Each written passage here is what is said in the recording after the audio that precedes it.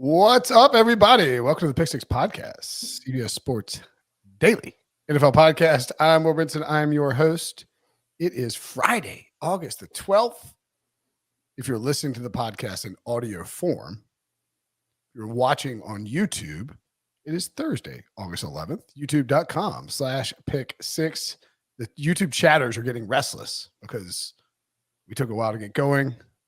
I fairly blamed you, Breech, but then said that you got the blame because I get the initial blame. I'm the one who pushed it back and messed up your schedule. Yes, but you know what, Brinson? It's all about teamwork. That's what makes the dream work, right? I showed up for the original podcast on time. You had to postpone that. You showed up for the rescheduled podcast on time. I wasn't quite ready. That's where we are. You know what? And that's just life. I mean, that is just life.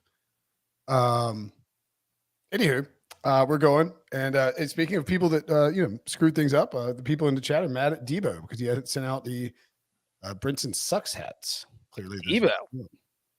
And we also have Ryan Wilson, who is desperately trying to welch his way out of a tattoo bet. We're not going to let him. Debo's got it scheduled. So that's the teamwork right there. You, me, and Debo not letting Wilson do what he does best. What if Wilson shows up to Nashville next week with like a Welch's grape juice sponsorship? And he's like, you're damn straight I'm welching on the bet. I just made $600,000. He's like, I'm welching. Here, I'm paying you all back. Yeah, if you gave me like $1,000, I'd let him off the tattoo bet. Should we offer that, by the way? What about all the listeners, though? Do they get paid? No. We get a Venmo $5 to everyone who's ever listened to the podcast. That's the only way he's allowed. No. I'll let Wilson buy his way out of this tattoo. I'm not against it. I'm just saying that the listeners don't win. Right. We would be screwing over the listeners. Which are we doing that anyway? Just kidding. Every time you don't show up on time for a podcast, you're doing that. So yeah. They know what it's like by now. Yeah, it's Brad Stevenson in the chat, longtime listener, first time shower upper in the chat. What's up, Brad? How we doing? So you want to know what's funny? I thought so. His comment has a hyphen in it, and it looked like it said "longtime listener, first time shower." And so I thought, why is this guy telling us about his shower habits? Breech is like, oh, this is just like me, like first time. Yeah, what's a shower? I don't take a shower in 3 months. If you do want to pop by we're going to preview. So we're going to preview week 1 of the preseason. Smash the like button, hit subscribe. And but while you're at it, by the way, speaking of tattoos, we're a finalist for the People's Choice Podcast Award, Best Sports Podcast. I have perhaps stupidly agreed to get a tattoo myself if we win this award. If you voted in the first phase, there's a chance you can help us and vote again. A quarter of the listeners that voted in July will have gotten an email from the People's Choice. I mean, you can vote again in this stage. You have until September 13th. If you have a vote, we'd love for you to use that vote on us. It's kind of a weird process. It'd be funny if you and Wilson had to get a tattoo together. Well, September 13th. So I'll have time to weasel out of my tattoo. Look, I'm telling you, if we win this award, I will get a tattoo. I won't be happy. No, you shouldn't want to weasel out because that means our podcast is the awesomest podcast in land, and you should want to celebrate that. I can actually say award-winning podcast host. Like that's all I care about, right? And we'll have to introduce you. That's how me and Wilson will have to say, "This is our friend Will Brinson, award-winning podcast host." Our coworker. I don't know if we should use the word. I will make people. You can call me friend. It's fine. Okay. I'll make people introduce me on the radio and stuff as award-winning podcast host, or the host of the award-winning Pick Six podcast. That sounds better. Then I can take part in that too. I can be like, yes, I'm on the award-winning Pick Six podcast. I mentioned this to a couple of people. Like I think it was like Costos on the radio, and then I think to Sully yesterday. What would you think I would get? What kind of tattoo would I get? Because I don't want to get I wanted to it would be something small, probably on my shoulder, I guess. I don't want to get a tattoo. But I think I would want something where like people are like, what's up with that tattoo? And I'd be like, actually, my podcast won an award and I had to get it as it's like I want to be able to explain that this tattoo. I don't want to be like a state logo or something, or like right. Yeah. So it needs to be a conversation starter. Correct. You want to put it in a place where people might see it, but you don't want them to see it all the time. So the shoulder, I think it's like at the pool. You see it. Like you can put it on your foot. I don't think so, pal. That would What? crap. Yeah, but then people won't see it when you have shoes on. They'll only see it in weird situations where you don't have shoes on. I mean, like basically, if I'm like walking around with no shoes on, I probably don't have a shirt on either. I don't know, man. How often goes on at the Brinson house? I don't care about anybody at the house seeing it. Like I'm not gonna have like a conversation with Robbie about it every day. I want to like I'm saying like strangers. I think the pool situation is your most likely. I mean, should you get the Pick Six logo? Don't you want to commemorate the podcast in some way? Yeah, but we talked about that. But then, like, what if I quit or get fired? That's true. Yeah. I wonder which one of those is more likely. We should do a poll. It's probably about 50-50. I could get like a microphone stand with a football. That's not bad. Yeah. Yeah, I like it. Or like a caricature of like, yeah, I mean, but then it's like, so wait, you've got to. It's like you've got to. Or you should get the microphone stand with the microphone, but the microphone, instead of like one of these covers, it has like a Brinson hairpiece over it. That's kind of funny. Yeah, that'd be hilarious. Yeah. I'd laugh. Any thoughts, Debo, on what kind of tattoo I could get? I don't want to think that far ahead. Okay. I mean, I don't think I'm going to get the tattoo. Yeah, I don't either. I think we have zero chance. So. Wait, really? That's what the whoa! Is this reverse psychology? Less than zero. That's not how that works. I'm willing to be proven wrong, but I think I don't think the fans are going to vote for us. That sounds like someone who secretly voted for another podcast that he produces. He didn't. I think he thinks FFT is going to win. I think he's using reverse psychology to get everyone to vote for us. Maybe a little. I know Debo. I mean, I feel like if you voted for us the first time, so anybody who voted the first time. Okay, well, let me ask you. I'm not to get too off topic on this. We're going to preview. Oh, we're already off topic. But like, if you, did they take? Let's say there's hypothetically, let's say there's 10,000 votes in the preliminary thing for it. Is it like, how do they get the quarter? How do they get the? It's just random. So it could be like, let's say there's 10,000 people who voted for the Sports Podcast Award, and 2,000. It won't be just anybody. It'll be anybody that voted for any category. So like, say a million total votes. They'll send out an email to 250K of those. What we got to do if you really want to win is kind of rope in the people that didn't even vote for the sports category the first time and don't have any like skin in the game. You got to get those people somehow. That's a pretty questionable process for doing that. Don't you agree? You're afraid to say that? I mean, it's interesting. I mean, like somebody could have logged in to like just do best podcast hosted in Spanish, and there's just no interest in sports. It might just Hey, Brinson, that's how you win. Or somebody did like the religion. You got to get in the dirt and play dirty. All right, let's get in the dirt. That's how I roll. That's how I roll, Breech. That's how I roll. Toddler in a sandbox, they get dirty fast. Anywho, let's move on to preview. Oh yeah. So anyway, vote for us if you got it. If you get an email, vote for us. If you're one of the lucky 250,000 people who get to vote in the People's Choice Podcast Awards, come hit your boys up. Tom Brady out and away from the Buccaneers until after 8/20, August 20th. That game against the Titans in the preseason. I believe it's being termed as like a personal issue. So, and it doesn't sound like it's something that's like wrong with Brady. Hopefully nobody's sick or like nobody, that's sort of how, like when you hear something like this about anybody, not just a football player, but anybody with a work thing, like hopefully everybody's okay. No clue. Well, and Todd Bowles had said at his press conference Thursday that this was a planned absence, that they knew about this before training camp. So if it is someone who is sick, then it's not something that came on surprisingly. It's something that's known to Brady for a few weeks.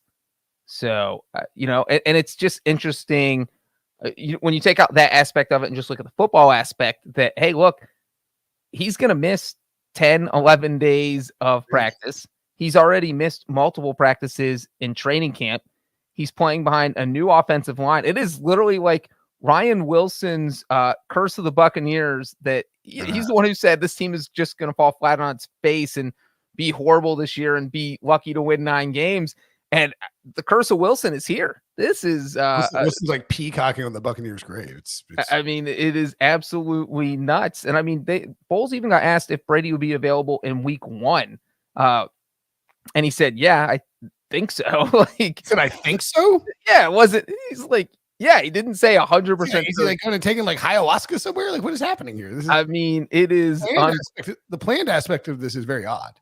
And then the other crazy part, and not that I think this plays into why he's gone, obviously, but it's the fact that Tom Brady hasn't had to have a press conference since the Dolphins tampering news came out, because he was literally featured in the whole entire thing. We all know that the Dolphins were tampering with Tom Brady, and he has conspicuously, he had an excused absence on his birthday. Conspicuously inconspicuous.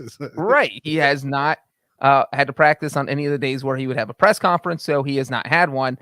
And, I'm sure people are dying to at least hear what he has to say about that. Yeah. I heard, by the way, Tua was asked about it and finally spoke up. He said, they chose me and I'm still here. See, if it were me and like somebody I was like, they were like, yeah, Tua, how do you feel about them constantly trying to get Tom Brady to come in and take over? I'd be like, listen, I don't want to say that, I'm, like, I don't want to not say that I'm the best, because I believe I can be the best quarterback in football, but I just wouldn't be offended if, if they tried to come and get Tom Brady. It's like if you came and got like Geno Smith, I'd be offended. Right. Or even, like Carson Wentz, like that would be offensive. But Tom Brady, it's Tom Brady. Tom Brady. If you can get Tom Brady, you're getting Tom Brady. Yeah. It's like when the Broncos signed Peyton Manning, the only way for John Elway to get out from under Tebow Mania was to bring in somebody like with the size of like Manning. Like it had to be like, you couldn't bring in, some average level quarterback and try and get him to replace him. It'd be like if CBS called you and said, Brinson, we're replacing you on the podcast. And you're like, what the hell? And they said, Jim Nantz is hosting. And you're like, oh. Yeah. Okay. Okay. I was wondering where you're going to go. He's better than me, so that's completely fine. Yeah, like, hey, Brinson, Nantz is hosting the Daily NFL podcast. I'd be like, okay, I think you have the wrong Jim Nantz, 1. But 2, yeah, sure. Like, I totally get it. Like, I can see why he would quit calling the Super Bowl. And no, but it's just like if you get dumped for a legend, you say, all right, well, I had a good run. or if they were like, hey, Brinson, Jim Rome's taking over the Pick Six podcast. Be like, no problem. I don't blame you. The podcast is going to be much better now. It'll be on time. It'll have good takes. No prep. All things that we don't do. Yeah, so that's a good call. The Miami thing, like he doesn't want to talk about it, but I mean, you have to talk about it eventually. He can't just avoid every press conference for the rest of the season. He's got to do at least one per week once the regular season starts. That's right. All right, so let's look at some things to watch for week 1 in the preseason, and for I think so. So this podcast comes out Friday. If you're watching on the live stream on YouTube, we'll talk about the 2 Thursday games and preview them really quickly at the end. I don't know if it'll be a part of the podcast because we don't want to sound outdated and stupid, but we don't want to talk about them now because that would be extremely outdated and stupid for the people who listen. Friday features Browns at Jaguars, and pretty obvious what the talking point is there, Breech. Yeah, it's Deshaun Watson. And the crazy thing is he might not even play in the game. We could get to a point where he gets suspended Friday, and if that suspension gets extended past a year. So basically, if you get suspended a year or more, they can hold you out of the preseason. Okay. If you get suspended for not a year. So if he gets hit with a 12-game suspension, he can play Friday. If he gets hit for a year or longer, then there's a chance he won't play. And so that adds some drama to this, because it just feels like if you're the NFL and you don't want him on the field this year, you don't want him on the field, even if it's just for one preseason game. So I feel like the league, those Goodell comments, or Goodell, what did that guy say? What did Rob Walton called him Goodell? Goodell. Good morning, Roger Goodell. He's like Goodell. I think he made it pretty clear at the owners' meeting. He could have deferred and said, hey, look, we're going to let the legal situation play out. No, he threw, hey, Watson's a predator. He deserves to be punished. And that was almost like a message like, hey, Peter, Harvey, get this decision in. We want to get this over with. We don't want Watson playing. So I won't be surprised if we see something come out Friday. I think we will. I don't think they want him. I don't think they want him on the field. They don't want anybody to have to talk about it. I mean, you probably have to talk about it on the broadcast anyway. Particularly, remember the preseason broadcast or the local broadcast too. It's not like a national CBS broadcast, but like they want the NFL does not want him on the field to be a talking point. And I think you're right. Goodell's actual quote, we've seen the evidence. She was very clear about the evidence. She reinforced the evidence. There were multiple violations that were egregious, and it was predatory behavior. Like he's going to get a year. I mean, they offered him 12 games and he didn't take it. He's going to get 17 games, and they're going to fine him $15 million or something like that. It's crazy. And you know what, though? If Watson does not play, this game's still worth watching because we'll get our first taste of Trevor Lawrence, Travis Etienne, both guys expected to play Friday. And so we get to see what Doug Peterson can do with those starters in there. Obviously, Jacksonville didn't have their starters in the Hall of Fame game, and they looked abysmal. So this will get a taste of what Trevor Lawrence can do in Doug Peterson's system. So I think for that reason alone, this game would still be worth watching. Yeah. I mean, look, I'm kind of bullish on the Jaguars. I think you probably want to. No one's ever said that, Brinson. Nah, anyone in the world, not just on this podcast. Yeah, Pete Prisco, maybe. Okay, yeah, true. But I mean, I think that like if you are going to bet the Jaguars win total, now is probably a good time to do it because if Trevor Lawrence and Doug Peterson look competent, and let me make sure because I think I just want to double check something before I say it. I doubt that they play the Browns in the regular season if they play them in the preseason. No, they don't. Okay, just make sure. I didn't know if the Deshaun Watson suspension might affect the Jaguar, if they play them late in the year. But anyway, like I think if Doug Peterson and Trevor Lawrence look good in the preseason, that number could tick up a little bit. So if you like the Jaguars win total, now's a decent time to bet it. Speaking of the Browns, by the way, Craig Raskin in the chat asked, will the Browns trade for Jimmy G if Watson gets more time suspended? Mary Kay Cabot of the Cleveland Plain Dealer or Cleveland.com, excuse me, actually reported that the Browns will have interest in Jimmy Garoppolo if they will consider acquiring him if Jimmy Garoppolo, Deshaun Watson's 6-game suspension increases. League sources told Cleveland.com. That seems kind of like a no-brainer. If so, I mean, from that perspective, I think the Browns would prefer to find out like sooner rather than later. Yeah, definitely. As you noted earlier in the week or last week, Breech, the Browns are the only team that with the salary cap space to trade for Watson. I mean, to trade for Garoppolo, excuse me. Right. And, if you're the Browns, you're in your Super Bowl window. If Watson had been traded to like the Falcons, you don't care what happens here. You're not going to go out and trade for another quarterback because you're not going to be any better. It's just the throwaway season doesn't necessarily matter. But if you're the Browns, you can't throw away the season because the talent around you besides quarterback is so good. And so if you get the Deshaun Watson 12-game suspension or year-long suspension, going after Garoppolo makes sense. But man, that's going to be a tough trade to pull off. And JJ actually reported, and he's been reporting this, that basically the Browns are in wait and see mode and they're not going to make any decisions until the Watson suspension is final. So that's where we are. Maybe we see a Garoppolo trade happen next week. But if Watson does get suspended for a year, all the leverage goes to the 49ers. They don't have to give away. But I mean, the Browns do have Brissett and Jacoby Brissett. I agree. Jimmy Garoppolo is definitely an upgrade. No, but like they're the only team that's trying to trade for him. Well, right. But if you're the Browns, if you're the 49ers, you're not going to take a 5th round pick. You don't need to do the Baker Mayfield deal. You just hold on to him. I think it ends up being some like compensatory thing. Or one of those deals where if Garoppolo leads the Browns to the Super Bowl, and then the 49ers get a 1st round pick. Or a conditional pick. Conditional, not compensatory. Sorry, jeez Louise. Too much football for me already. Oh yeah, somebody Grant Marshall in the chat asked, where can I get one of those Pick Six shirts to go with my Brinson Sucks hat? Actually, if you look on the stream right now, you see that thing that the hoodie that Breech is wearing. We actually have a QR code up in above Breech's left shoulder. If you would point upwards, Breech. That's your right shoulder. There you go. That's right. No, yeah, you can scan that with your phone. camera, and it'll. Hey, thanks, Breech. And you can go buy Pick Six merchandise there. QR codes are kind of cool. I like them. I like. That's a good. I ran into a buddy of mine, Scott Dunnigan, at we went to eat at Standard, which is like the best place in Raleigh to eat. They have this unbelievable. They have a frozen painkiller. Oh my god, it's so good. But we eating lunch there. We just talk about how like that's one of the best things that like that needs to stick around post pandemic is like all these restaurants have the QR codes that you can scan and like order and have it brought. You know what I mean?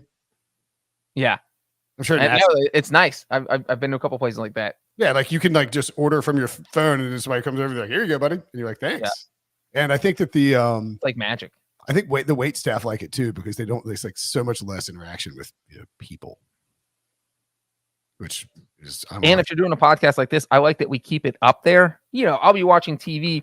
You see like a Burger King commercial and they put a QR code up there and it's up there for 4 seconds. I can't even get my phone out and get my QR reader open that fast. Come on, Burger King, or who else does that? Debo may have just forgotten it was up there and just left it up there. So Ashton in the chat asks, how have you two not talked about the Lions Hard Knocks episode yet? I haven't watched it yet. Are we there? Or that's the next game. Should we just go to the next game and segue? Oh yeah, the Lions. Good segue. The Lions, Falcons at the Lions. What did you think about the first? So I haven't watched it yet either. Really? It's on my things to do this weekend. Look, I have a toddler. I can't stay up till 10 p.m. watching this. Like I'm asleep by like 9. No, I'm not asleep by 9, but I just haven't found. I've seen all the highlights. I've seen Aiden Hutchinson's rendition of Billie Jean. I've seen Dan Campbell. I've seen Jamal Williams. The fun speeches. So I feel like I've seen all the good stuff. Do I even need to watch the rest of the episode? Ashton, answer that question. Clearly, Ashton has seen the episode. Yeah, you have not. Maybe we'll include that. Maybe we'll talk about it in the mailbag on Friday. I'll watch it tonight. Apologies. I really should have watched it. I don't really have a great excuse for why I haven't. I think I forgot, and then I was like, oh crap, now I can't watch it. Then I remembered it's on HBO Max, which I can watch anytime I want. I can watch it as soon as we get done with this. Anywho, Brinson has HBO Max. Falcons at is that a humble brag about having HBO Max? That's a flex. Oh yeah, flex on them, kid.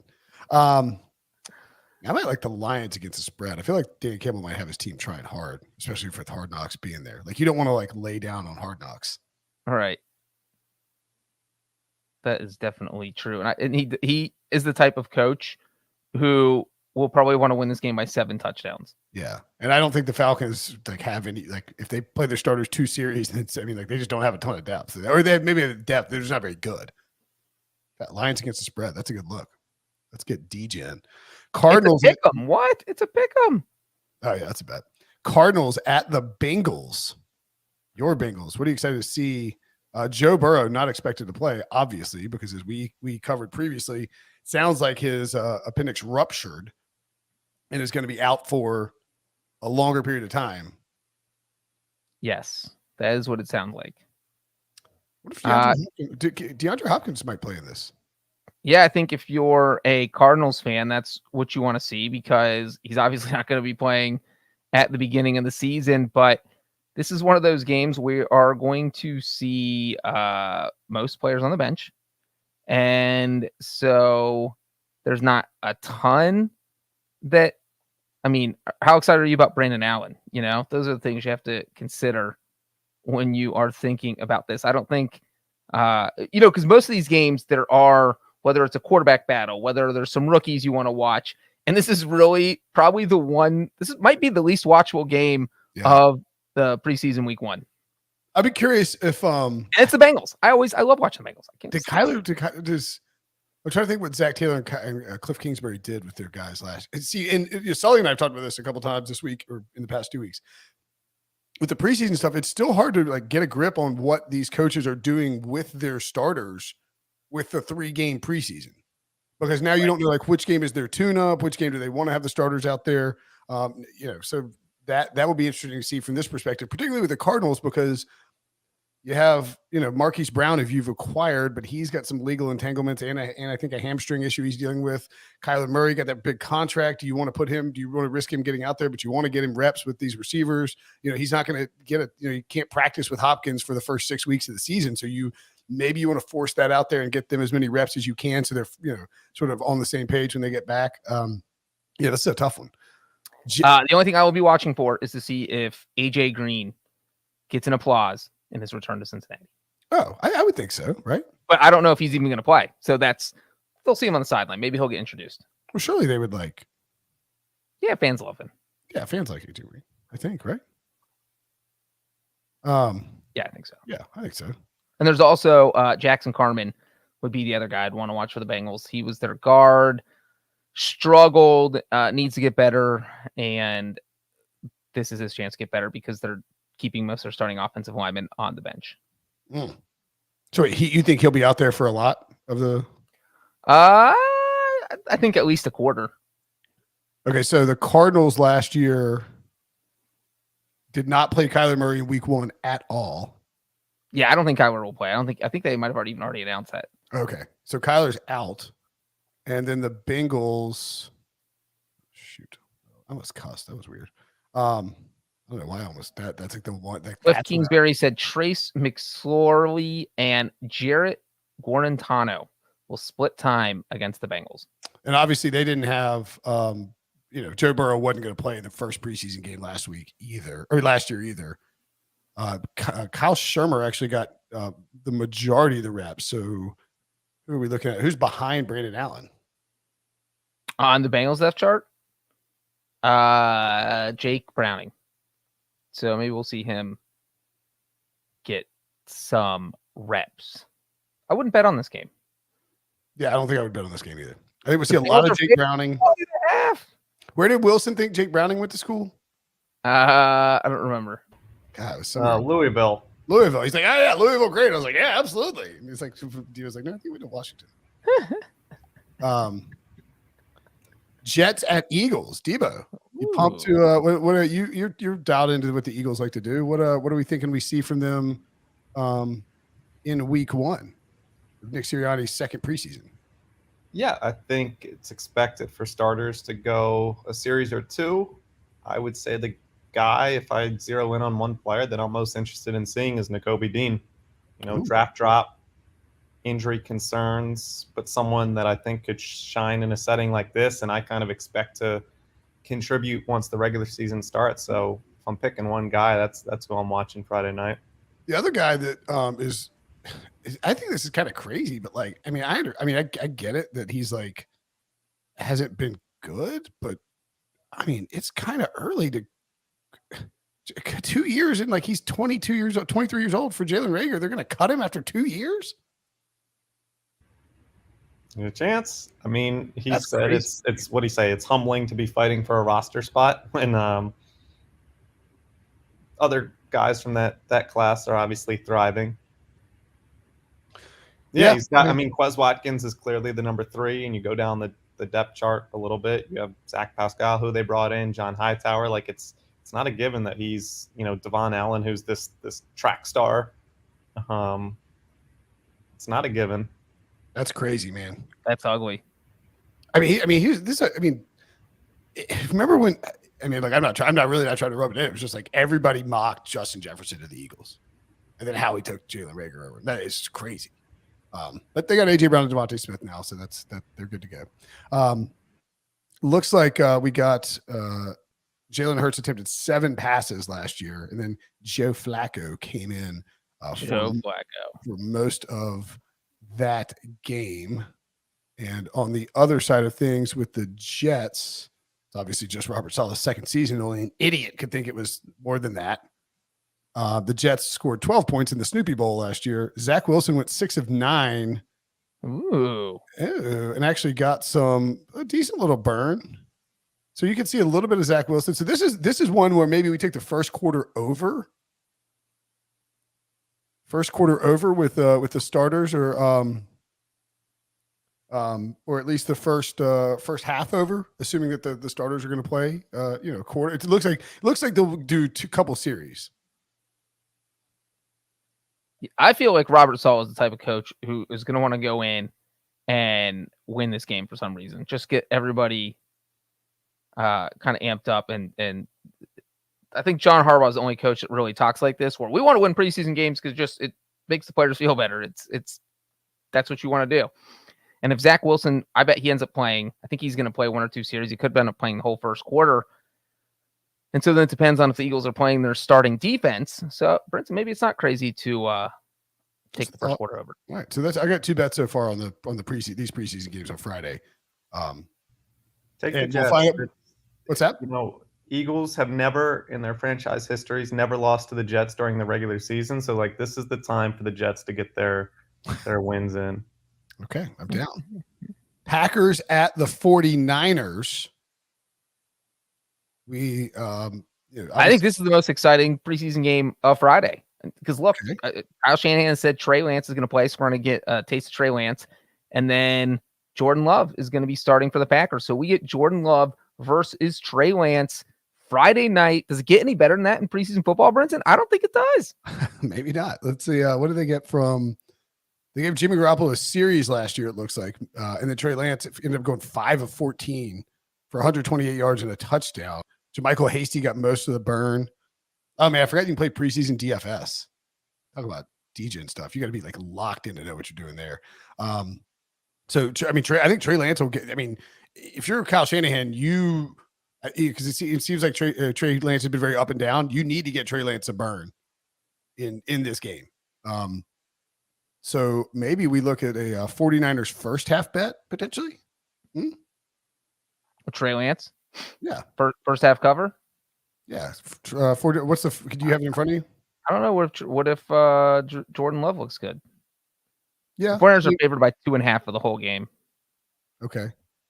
Green Bay last year in week 1, Rodgers didn't play. Jordan Love 12 of 17, 122 yards and a touchdown.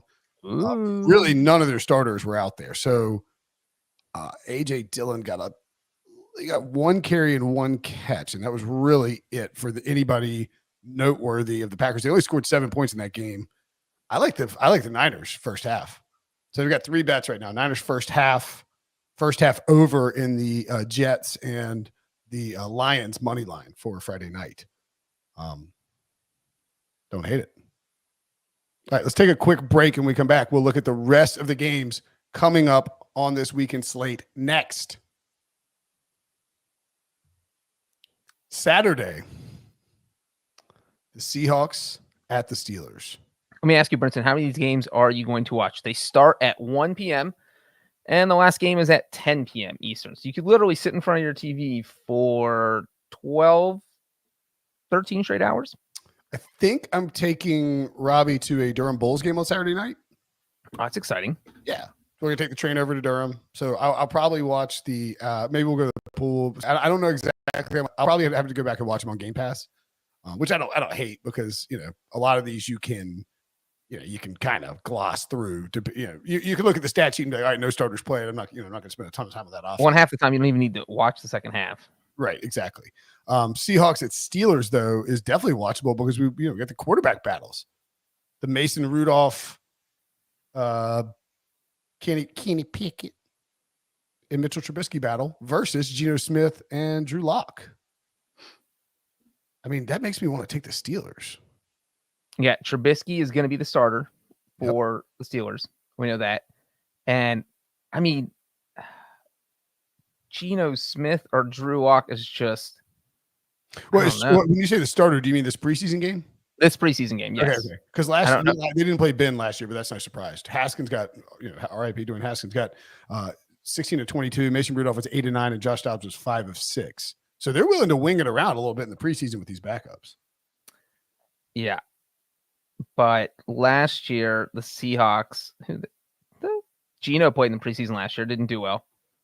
Sean Mannion did well. So it's really, it's tough to say. I like the Steelers just because you're going to have 3 okay quarterbacks playing. That's what I'm saying. You're going to have a good quality preseason quarterback play for the most of this game. Right. And I would think that the Steelers, if you're the Steelers, do you play Kenny Pickett second or do you play Mason Rudolph second? Kenny I might do Mitch Trubisky first quarter, Mason Rudolph second quarter, and give Kenny Pickett the whole second half. Whole second half. I like it. Because you're going against like the scrub of the scrub defenses for Seattle.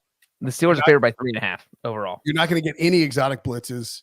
Like they're not going to throw any of their good stuff out there in terms of the back. Like let him build up his confidence. Yeah, exactly. Is that game? Okay. That game is at Pittsburgh, right? Yes. Oh man, I think the Steelers are a bet too. That game is at Heinz Field. Oh my God, the Seahawks scored 7 points. The Seahawks just don't seem. You were supposed to correct me. It's not Heinz Field.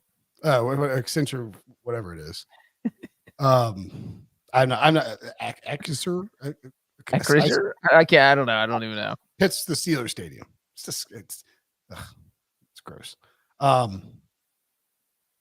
Yeah, it looks like none of the starters really got action for the Seahawks last year, but I think it'll be different this year because you've got that, the quarterback battle that you actually have going on. So like you'd be a little careful here with the Steelers just because, you have a motivated Geno and a very motivated Drew Lock who's trying to catch up with Geno and could end up being. And the other thing to think about when you have a QB battle is that you're probably going to see the starting offensive line. So if, for instance, the Bengals are going to be sitting all of their starting offensive linemen. So you send Brandon Allen, he might get killed out there. You don't know. And they don't care.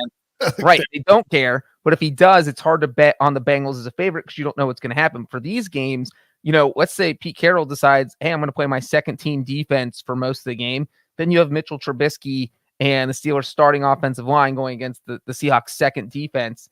And so those are things you have to take into consideration is that, it might be a mismatch. All right. It's a good call. I think I like the Steelers too, but maybe the Steelers team total over is the play. Because I don't trust the Seahawks. I don't trust the Seahawks to just score points just because it's Pete Carroll, but I do trust the Steelers to put up some points in that game. The lowest over unders this week, the lowest one is 30 points. That's really low. 30 points. What's the highest one? I think 37. That's Panthers, Commanders, and Chiefs, Bears. Panthers and the Colts scored 39 points last year. Oh, just kidding. It's Browns, Jags, 37.5. There you go. Spicy. Probably because maybe Deshaun and Trevor and all on the field. That under is worth a look if we think Deshaun Watson's getting suspended tomorrow or today. Yeah. The Panthers at the Commandos. The Ron Rivera revenge game. Also, as QB Film Room in the chat points out, Heineke versus his former team and Sam Howell versus the team that I don't think he grew up rooting for him because Sam Howell's not I think he's a North Carolina guy. Maybe he is. Yeah, he's Waynesville. Never mind. Yeah. Well, he was about to go to FSU. What are you thinking, Sam Howell? So yeah, the local kid probably grew up rooting for him and now gets maybe a little hoping to get some, I don't know, revenge against the team he grew up rooting. I don't know if that really qualifies. Last year, Carolina played PJ Walker. He went 10-21 and started. So they didn't play Sam Darnold. But this year they had the quarterback competition with Baker and Sam. So Baker Mayfield, of course. I would expect that we see they haven't even announced who's going to start, I don't think. I feel like both guys will get a good chunk of playing time. We were talking about this yesterday because we were just discussing quarterback battles. But I would bet that it's like Baker starts week 1 or Sam starts week 1 and then Baker starts week 2 or something like that. And then they announce the regular season starter ahead of week 3 and then the backup starts week 3. That would be my guess how Matt Rule handles it. Real quick, and Ron Rivera has already said that the Commander starters will play 15 to 20 snaps. So you're looking at probably 2 offensive possessions. What's the over under in this game? The over under, it's a high one. I remember 37.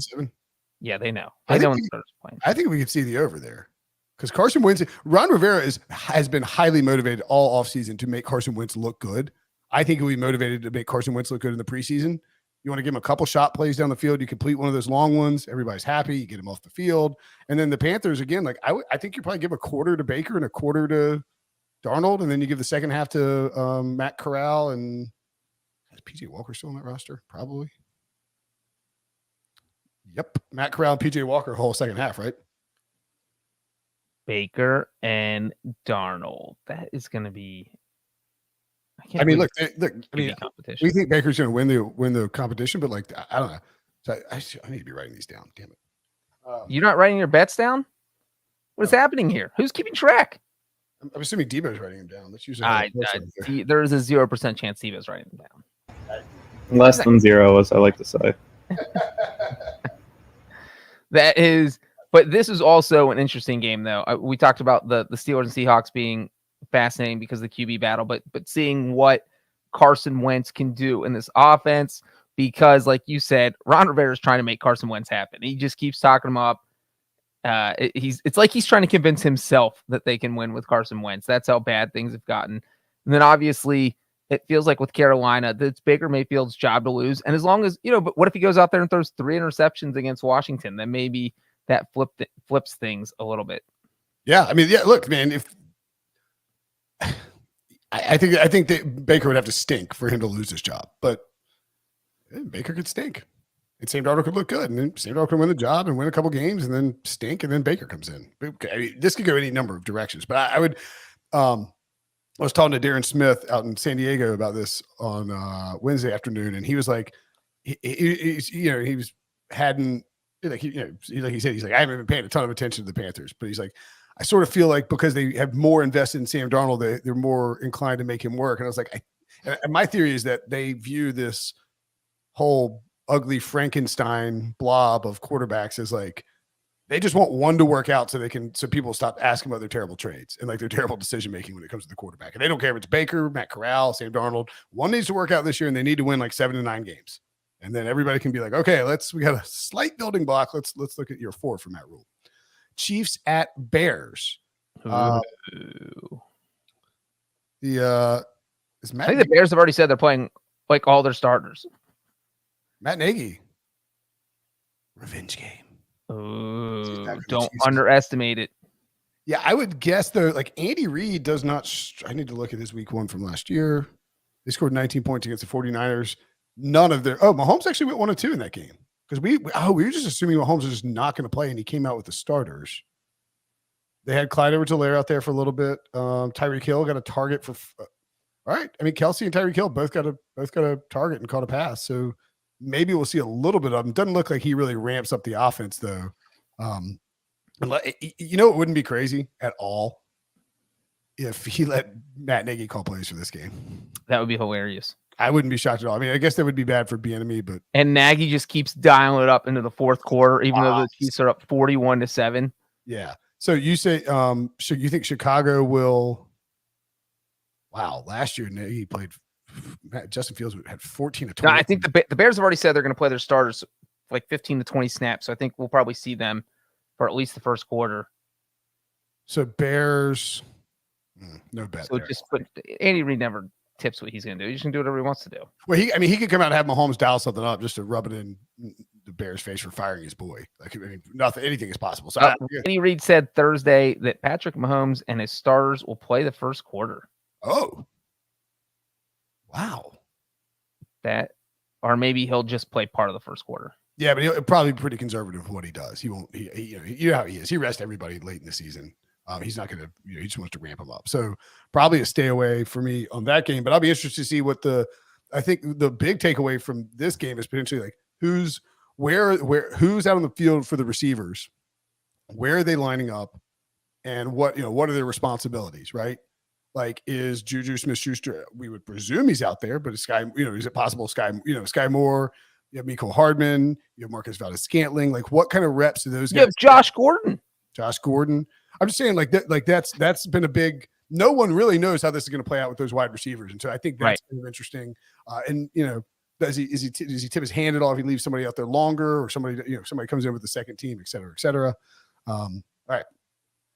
So no bet there, but that's a big fantasy game. You'll see ADP for these Chiefs wide receivers shift dramatically based on what's going on here. Colts at Bills. Ooh. Somebody in the Brad Stevens said, watch the Bills Saturday so you can say you watched the best team of all time's preseason game 1. The Bills could be the best team of all time. That feels like a stretch, but they are a very good football team. Sean McDermott is pretty predictable in what he does. He did not play Josh Allen a single snap in week 1 last year. Devin Singletary got some run. Matt Breida got some run. Stephon Diggs did not play at all. Yeah, McDermott has already said that Allen will not be playing against the Colts. Yeah. So, But on the flip side, Matt Ryan is expected to play 1 quarter. what is the line for that? Do you have the first quarter line by chance? I do not. I don't have the game line, and that is that the Colts are favored by 1.5. Let me ask you a question, Brinson, that's not necessarily about this game, but about these two teams. Of these two teams, which one finishes the year with a better record? The Bills. Oh, I think it could be the Colts. That's How about who goes further in the playoffs? the Bills. I think it could be the Colts. That needs to be when they make us do these bold predictions. That needs to be one for you. That the Colts are the best team in the world. You're big high on the Colts. Jumping on the Indy. Case Keenum and Matt Barkley backing up for Buffalo. They can actually do some damage. Like they're not afraid to let their backups get loose. Then of course the Colts have Nick Foles, Sam Ellinger, and Jack Cohn. I don't think I would touch this game. And he scored 21 with Jacob Eason and Sam Ellinger against the Panthers last year. I'm trying to make sure it wasn't like a fumble by PJ Walker. No. Yeah, I mean, I don't think I'm touching that game either. All right. Dolphins at Buccaneers. Obviously, we know no Tom Brady. I don't, again, it's hard to, with 3 game preseason, it's difficult to say, okay, here's what, you can't look back at like Todd Bowles' time with the Jets and really discern anything from what he might do with 3 game preseason. And we don't know that he'll necessarily do what Bruce Arians did. But Blaine Gabbert and Ryan Griffin got a lot of run. So did Kyle Trask last year. They only scored 14 points. Leonard Fournette had 2 carries. And I don't think they had no Mike Evans, no Chris Godwin out there last year. So have you seen anything about what Todd Bowles said aside from Brady not playing? We know that it'll probably be Blaine Gabbert. Yeah. And Kyle Trask. And that's it. Yep. But we also don't even know if Tua's going to play. Oh, that's a good point. Because if they don't play him after all this if they don't play him after all this hype, and again, we got a new coach, Mike McDaniel. Don't know what he's going to do. Could end up sitting Tua for all we know. So that's probably a stay away on this game, I think. I think it's crazy that once again, this is the week that Brady is gone. Because they're playing the Dolphins, yeah, right. Think this is all they would be talking about. All anyone would be talking about was this tampering stuff if Brady was around, and he is not around. So now you just have a boring Buccaneers Dolphins game because they're not going to be starters playing. That's a very good point. Like Brady leaves the week they're playing the Dolphins. It is kind of like of all the weeks, and it's a scheduled personal matter, right? Because you can't question it because it's a personal matter. You don't want to be like, you can't be like, well, how did it? No, you can't because you already said at the top of the podcast. If you question it and there's something serious, then you are just a total. Immediately, I thought of like an elderly family member. Right. And you don't want to, yeah. So well played, Tom. If that was, and if somebody's sick, obviously not well played, and we hope everything gets better. Let's move on right along for that beautiful segue. Saints and Texans. The Texans have a new coach, and so do the Saints. But both coaches were on the coaching staff last year. How bizarre! That doesn't happen very often. How bizarre! No, don't. Somebody tried to sing Ace of Base the other day before like a group function. I was like, if you start singing that, I'm leaving. Like that'll be stuck in my head for the rest of the time. Jameis Winston 7-12 last year against the Ravens in their loss. Taysom Hill got plenty of run at quarterback, and so did Ian Book. They attempted a ton of passes last year. I'm curious to see how similar the setup will be for Dennis Allen as it was with Sean Payton. And this is must-watch territory for me. Why is that, Brinson? Because we could see Andrew Gregory Dalton on the field. We will see on the field. We have I've been reading that Andy Dalton has been tearing it up at Saints training camp the past few days. This is not a joke. This is real life. Jesus.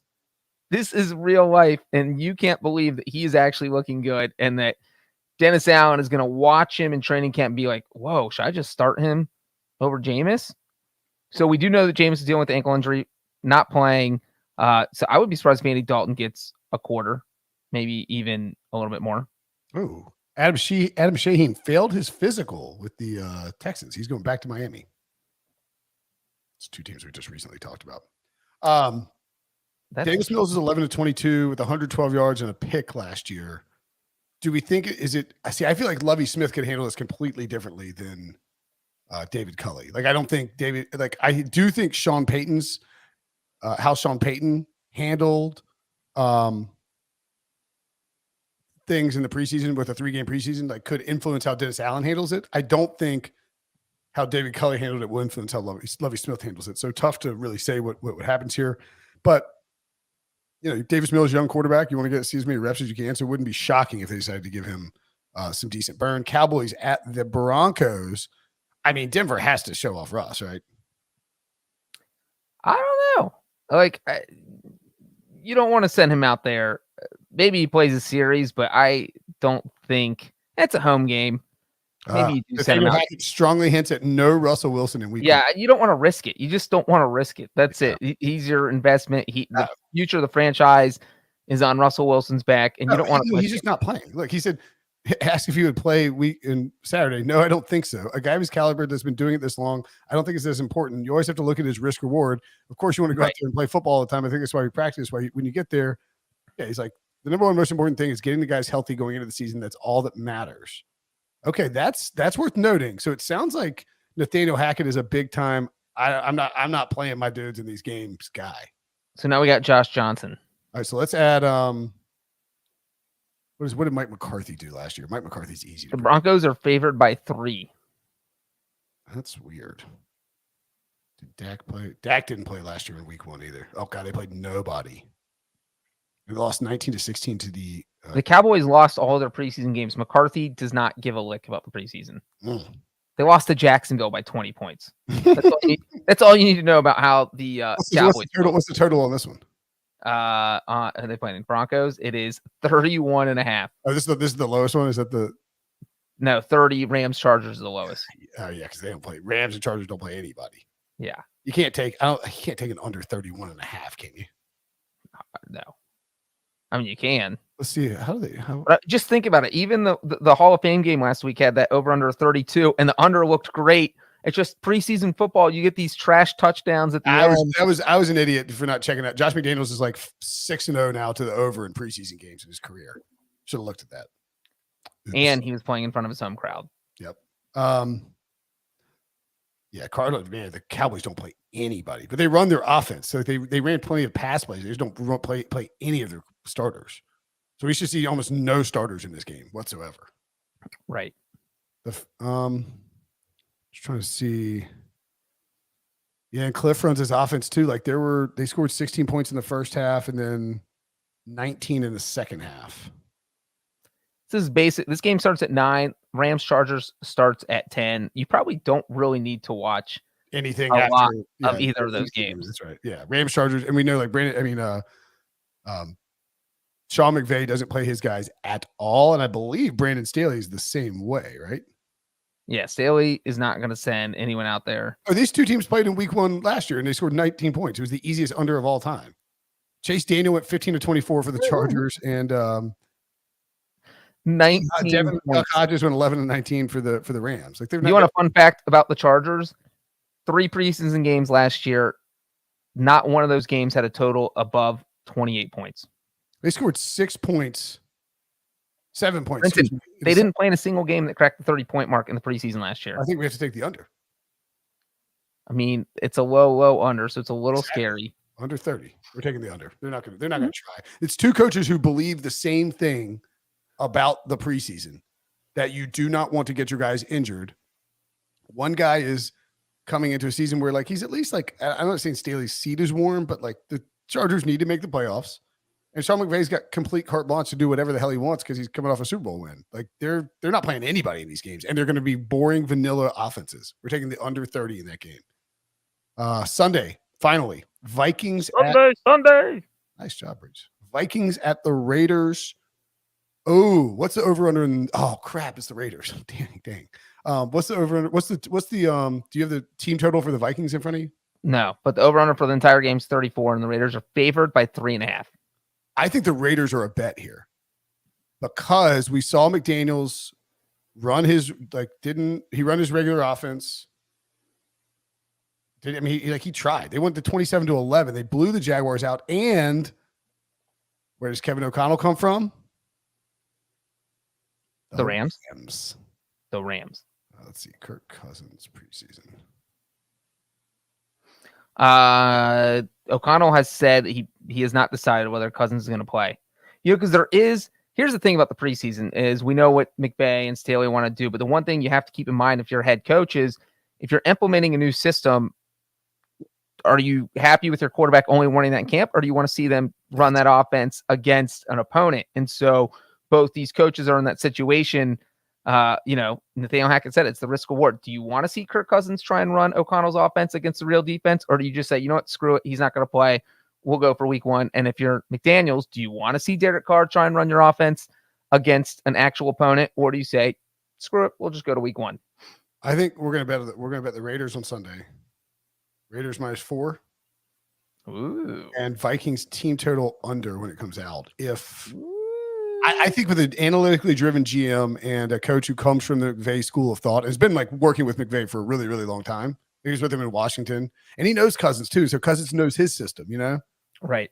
So I don't think I think the Raiders roll them in this game, and because the Vikings don't play anybody. So that is what I'll be looking at for this game. So I think we had the under. Jump on the under in the Browns-Jaguars game, or the Browns team total under if you can find it if the Deshaun Watson news comes out. Otherwise, stay away from that. Lions on the money line. 49ers first half. Steelers -3? Oh, no. What's the over on that game? Steelers-Seahawks over. Seahawks over. Panthers-Commanders over 37. Rams-Chargers under 30. Tempted to take the Broncos Cowboys under 2. You're going to pile on the unders? Just says late night unders, just no points scored. Under pants. I said it. All right, we'll do under 31.5 Broncos, Cowboys and Broncos. And then the Raiders at -4. So that's 1, 2, 3, 4, 5, 6, 7, 7, maybe 8 potential bets for the preseason week 1. Devo, do you want us to talk about just keep going and talk about this thing, or do you want me to do the wrap up thing? Yeah, finish up just for these Thursdays. I think I could have People will be able to see how much you can predict the future. Okay. All right. So we were recording this at 3:30 on Thursday afternoon. There will be 2 games. 2 games. The Giants and the Patriots. Bill Belichick has said that the Patriots will not play their starters at all. So we will not get to see Mac Jones uncork or unMcCorkle the Joe Judge, Matt Patricia offense, which is disappointing. Well, I think one thing, though, that is still going to be interesting is just watch how the Patriots offense functions, who's going to be calling in the plays. And obviously that's going to be tough to see on television, but Belichick has been so mysterious about how the offense is going to work this year that I think this game is at least worth watching to see, is it going to be Patricia signaling in? Is it going to be Patricia signaling to Judge, who signals to Belichick? How confusing they're going to make this entire system, because we have no idea, and they're not giving us any hints, and this is going to be our first chance to see it. Brian Dable said that he anticipates all the team's healthy players will get on the field Thursday, although for how many snaps remain to be seen. I think it's an individual basis with the players. Some guys have played a lot of football, some have played less. Everybody's in new systems here with our system on offense. Our system on defense, kicking game is similar, but I think it's important to play football, to have live reps. How many reps that's going to be, I can't tell you right now. I anticipate all of our guys playing on Thursday. So Giants first half is a bet. I think the Giants roll the Patriots here, and I don't think Belichick gives a crap. Ooh. I think Belichick will keep it super simple. Let me see, make sure, because you don't like the Joe Judge revenge game angle? I don't think he cares about Joe Judge in the preseason game. Ooh. They scored 22 points last year. Mac Jones, it was 13 of 19 for 87 yards. Yikes, that is not throwing it downfield very much. What's that? 4.6 yards per pass attempt. Ramondre Stevenson was a breakout preseason star with 10 carries, 127 yards, and 2 touchdowns. Wow, he had that 91-yard run. That's right. God, because I like the under in this game because weren't we watching this at CBS? Man, Brian Hoyer. You got a veteran QB, though, for the Patriots. Yeah, but I just think that in order to prevent, like I just think they're going to pound the ball. The other thing too is Damian Harris has been rumored in trade talks, which is super weird because like this time last year they traded Sony Michel to the Rams, or was that during the season? That was during the season. Anyway, they like Damian Harris. If they want to showcase him for a possible trade, this is the time to do it. Well, what about the win one for James White angle? If you're the Patriots, I mean, James White retires out of the blue. Super sweet feet. Old sweet feet. Watched him beat the Falcons. Oh, you weren't there actually. I was there, Brinson. I literally sat next to you at that game. Oh, you were there. That's right. It was in Houston. Yes, you were there. Sorry. I forgot. Oh, that's right. Guys, I sat next to Brinson at the Super Bowl, at Super Bowl 51, and he just tried to pretend I wasn't even at the game. I thought it was your Vegas game. Sorry, I forgot. Let's see. I'm going to try and pull up a phone picture of me and Brinson together. There's one of me and you and Johnny Manziel. What? Yeah. How was I not there? I know. Sorry. Literally got a picture with Johnny Manziel. So I like the Giants. I got 2.5 earlier today, so that would be. I think the Giants cover. I hope they cover. And then Titans at Ravens. Obviously, the Ravens 20 consecutive preseason wins. Does Mike Vrabel end it tonight, Breech, or did he end it to whatever the hell the time is? I do not think he ends it. I think the Ravens win. John Harbaugh just wins. Because the win streak becomes a thing, and like everybody wants to keep it alive, so everybody plays harder. It doesn't matter who's out there. And also, I like Tyler Huntley. I think he's actually good. And so when you have a backup quarterback who's good, that automatically gives you an advantage over the other team, because most teams don't have, like who the Titans going to throw out there? Logan Woodside, and then probably Malik Wallace, which will be interesting to see him get some snaps. I don't think Tannehill's going to play. So, yeah, I'm going to take Tyler Huntley over Malik Wallace and Logan Woodside. There you go, Brinson. Yeah, there it is. Brinson, can you speak up a little bit and correct Breech there so we don't get people? Malik Willis. Oh, What did he say? I said Malik Wallace. Malik Wallace, yeah. Oh, wait. Well, what did Vrabel say anything? I can't find anything about it. He is not. I know Tannehill's not playing. Oh, Tannehill's not playing. Okay. Oh, interesting. The Tennessean notes that Logan Woodside is viewed as QB2 after backing up Ryan Tannehill since 2020, but third-round pick Malik Willis will get a chance to earn Woodside's reps in the preseason. So that is definitely something to watch. I think. What's the Ravens like -4 here? Depends where you are. They're -3 on -3. They're -3. They're favored by 3 on Caesars Sportsbook. Okay. I like the Ravens. Yeah, like Baltimore. Because what if Malik Willis isn't great and just gets eaten alive? Which is very possible. You know what's probably a pretty good bet is a Baltimore New York Giants money line parlay. That's what I'm going to put down to tonight. Ooh. All right. Let's see how right we are on Thursday games. It's hard to be right on the preseason games, but they are fun to watch.